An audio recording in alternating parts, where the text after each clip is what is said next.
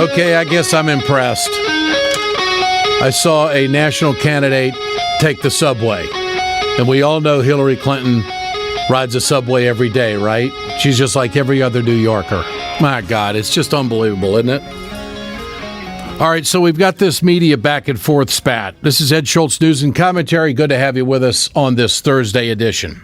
In case you've missed the news cycle, the Clinton campaign, their new effort is to disqualify Bernie Sanders. That's the spoken word out of their campaign. It's also been headlined. It has not been verbalized by the candidate. But the campaign, after losing Wisconsin, was out with their talking points saying that they want to disqualify and defeat Bernie Sanders and unite the party. Disqualify. What does that mean? So Clinton would not respond when asked in an interview if Sanders was qualified to be president, but we all know what the message is. But that was the campaign strategy after losing Wisconsin and 7 out of the last 8 outings. So Sanders responds at a rally last night in Pennsylvania. He thinks that she's not qualified. Well, here we go. Silly season, bad remark by Bernie? Not really, because he connected it to a political revolution of getting money out of politics. And if you're going to represent the people or you're going to represent Wall Street, there's an issue of qualification there. I know exactly what he was talking about. So the Clinton campaign is now saying, well, that's a new low by Bernie Sanders. Well, welcome to New York.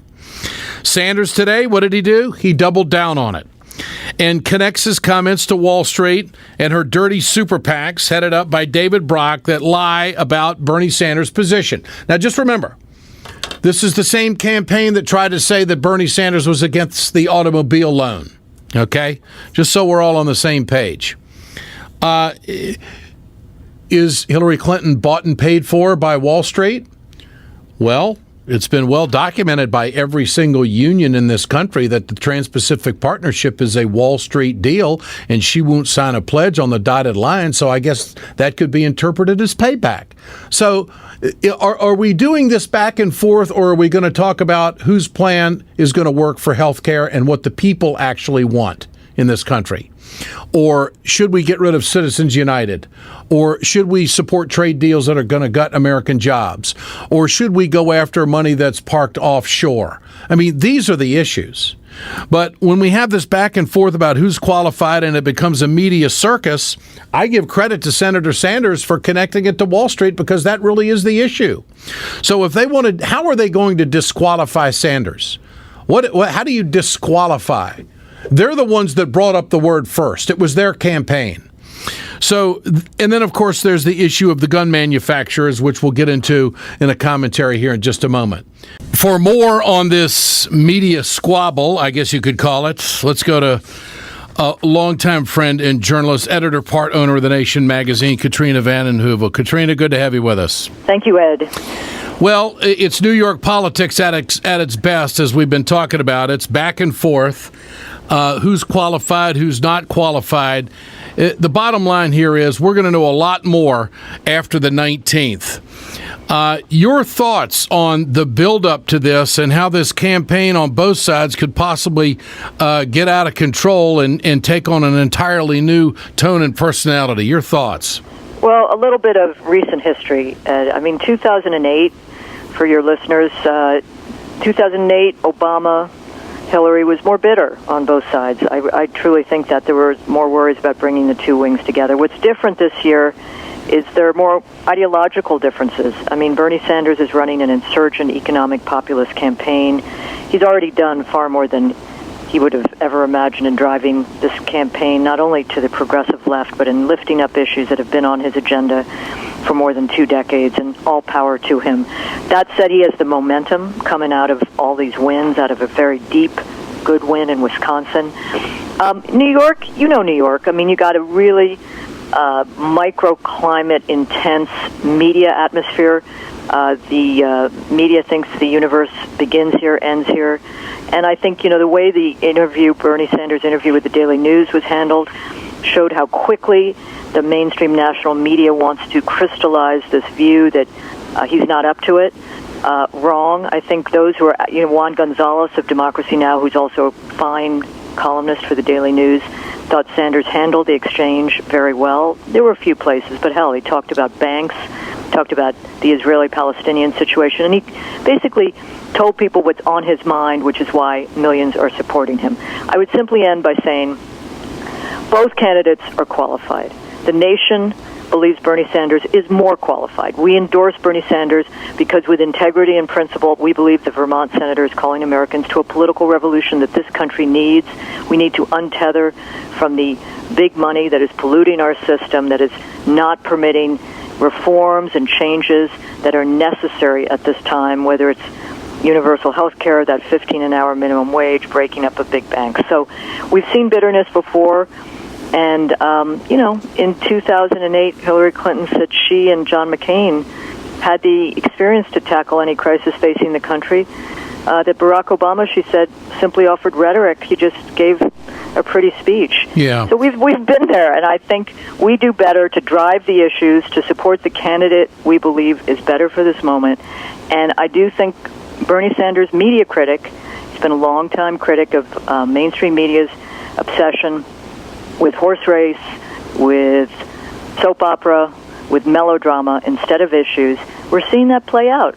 And I think you try to lift up the issues. We should try to keep our eyes on the prize. I guess my view of this who's qualified, who's not, how this all started. Clinton campaign, their effort was to disqualify Sanders. That was even spoken on a number of shows. It was a headline as well. It was taken by Bernie Sanders' campaign and the candidate himself as, look, you're not going to shove me around. She's not qualified either because she's connected to Wall Street. She's bought and paid for. So I think that savvy people who have been around politics know how this game is played. But I think the big message in all of this, Katrina, is that Bernie, just because now we're in New York and it's a little bit more hardball politics, he's not going to get roughed up. Yeah, but I think, Ed, he should rough up the issues. I mean, I hear what you're saying. There's been a debate inside the Sanders campaign about how he could have gone tougher, quote, tougher on Hillary earlier. Wall Street speeches, I think those are legitimate. The New York Times, even the editorial board of the New York Times, called on Hillary Clinton to release her speeches before Goldman Sachs and other corporate entities. I think those are legitimate issues.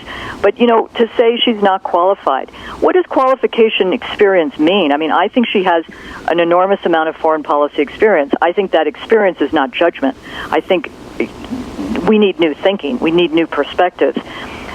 Old thinking and old style politics, also about being tethered to super PACs. Bernie Sanders is showing us a new model. I would like him to speak up about that all the time, speak to the issues. I think one of the reasons a lot of people are supporting him, I may be wrong, I may be a patsy, I may be a wuss, Ed, is that he is not playing the game of tit for tat. He's going to speak about his issues, whatever the media doesn't do. They disappeared him for the first months of this campaign. He got out there, he broke through. Let him keep speaking his mind. The Clinton campaign, they're hardball players, no question about it. But does he play their game or does he play his own game? Because it's his own game which is turning a lot of people on. What's the dynamic that has to unfold for Bernie Sanders in New York to win it? I mean, a 10-point deficit 2 weeks out, I mean, that's like a stone's throw for him, the way his campaign has just skyrocketed in states. Look how he's evaporated these deficits and gone on to win. So I guess my question is, what kind of politicking do you do? Okay, we know the media's out there, but do big rallies help? I mean, if he does a big rally in Brooklyn, what does that do? I mean, that kind of corners the mainstream. They got to say, "Holy smokes, look at all these folks!" I mean, listen, the big rallies are thrilling. I think someone who supports Bernie Sanders, Zephyr Teachout. Zephyr Teachout, your listeners may or may not know, ran for governor against Andrew Cuomo last year. Very little money, no great name recognition. She came in at about 34%. She charted a path which is really interesting. I think Bernie Sanders needs to get out of New York City, maybe do some of the outer boroughs, Queens, Bronx, speak to immigrant communities there from Dominican Republic, even Salvadoran, but get out into upstate New York, Syracuse, Hudson Valley, Buffalo.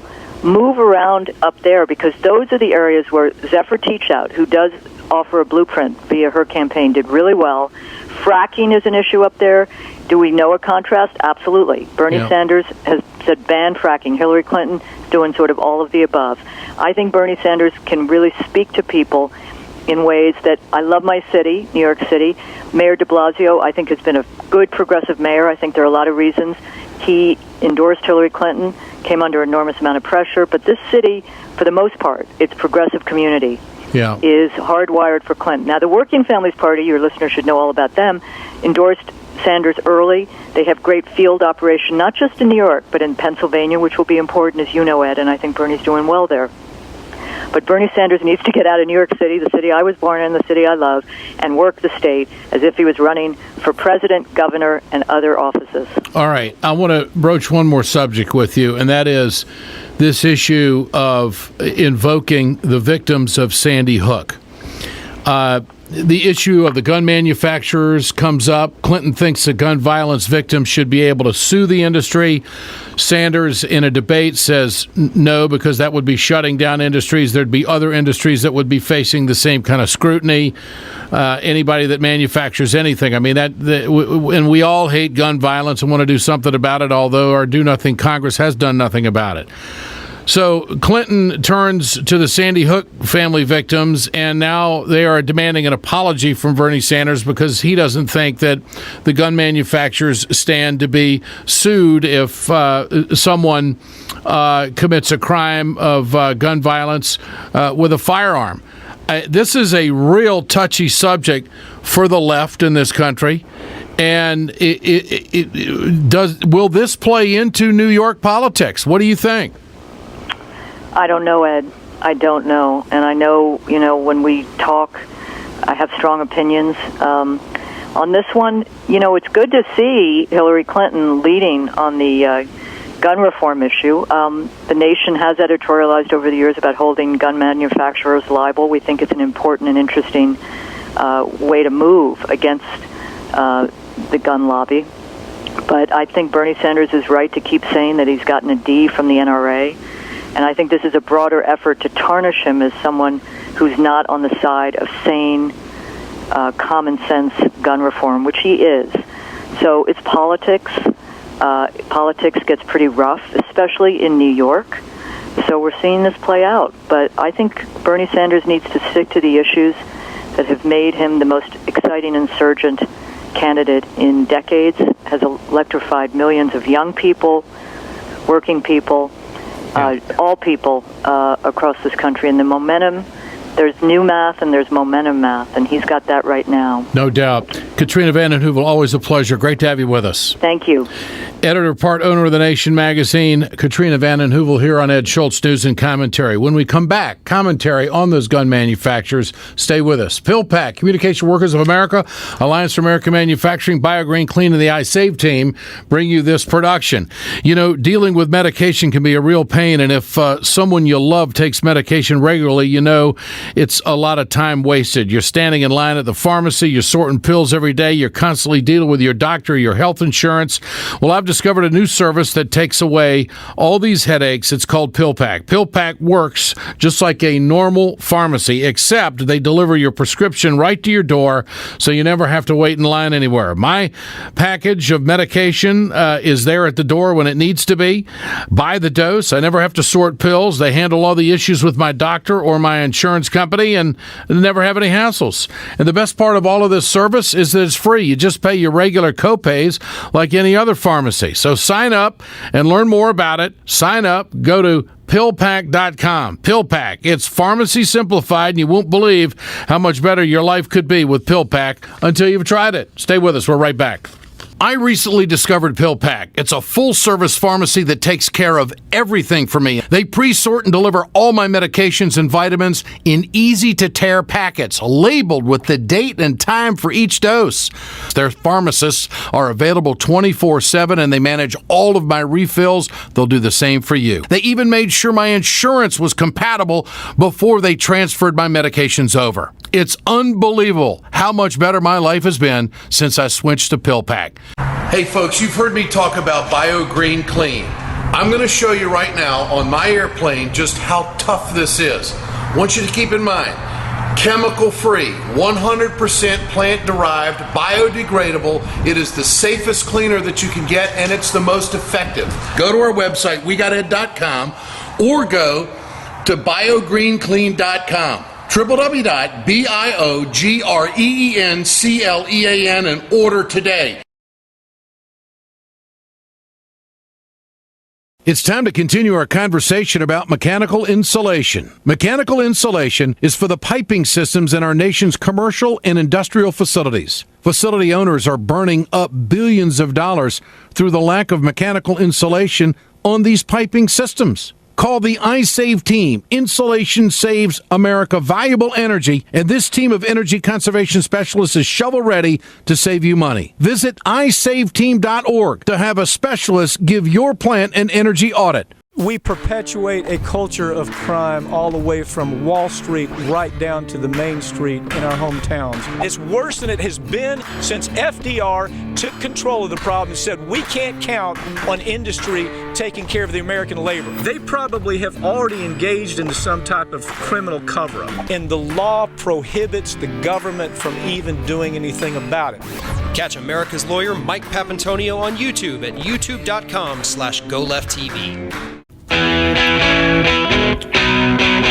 Ed Schultz News and Commentary. I post things on Facebook. Had over 30,000 views on Facebook yesterday.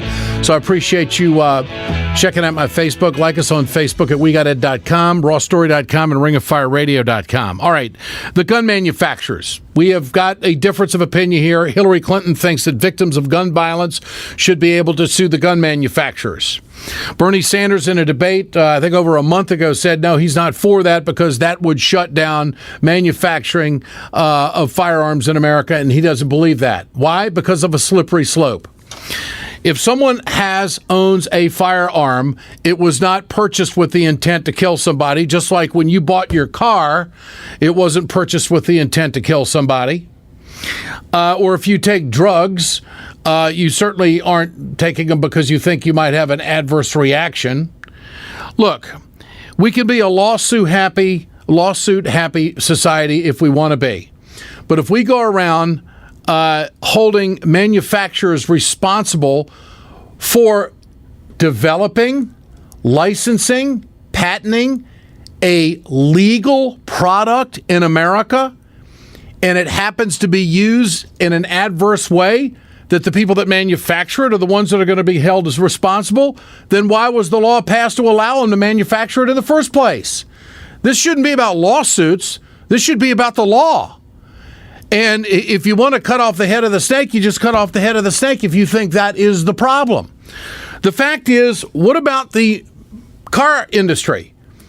How many people die in car accidents? Is that GM's fault? How about Ford? How about Chrysler? How about the Ford? What do you say we come up with a special lawsuit package for anybody who's in a foreign car and they get killed in the United States? We'll go after those countries. I mean, come on. Well, none of us want or like gun violence. We all want to do something about it. We had kids die at Sandy Hook, and we couldn't even get background checks. There's your problem. It's not the gun manufacturers. And Bernie Sanders is correct on this. What do you say we go after the pharmaceuticals because they manufacture drugs that somebody might die with an overdose? Well, if you take too many of them, you're going to die. Well, that must be the manufacturer's fault. Let's go after the pharmaceutical industry. It's a slippery slope. It's wrong. And, of course, anybody who, manufactures knives. People die in knife fights. I mean, come on, folks. You know what this is all about.